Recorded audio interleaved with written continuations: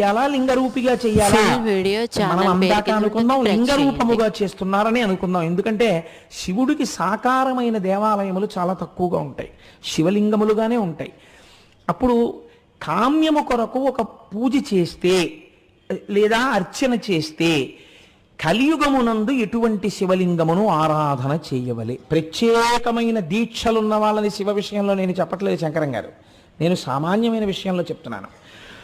కృతే రత్నమయం లింగం, కృతయుగంలో అయితే రత్నము చేత తయారు చేయబడినటువంటి లింగమును ఆరాధన చేసేవారు. త్రేతాయాం హేమ సంభవం, త్రేతాయుగంలో అయితే బంగారముతో చేయబడినటువంటి శివలింగాన్ని ఆరాధన చేశారు.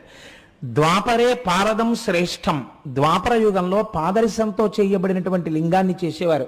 ఇప్పుడుకి మీరు త్రివేణి సంగమం దగ్గరికి వెడితే అలహాబాద్ బ్రహ్మాండమైన పాదరసలింగం దేవాలయం ఉంటుంది, చూసి తీరాలి నిజంగా.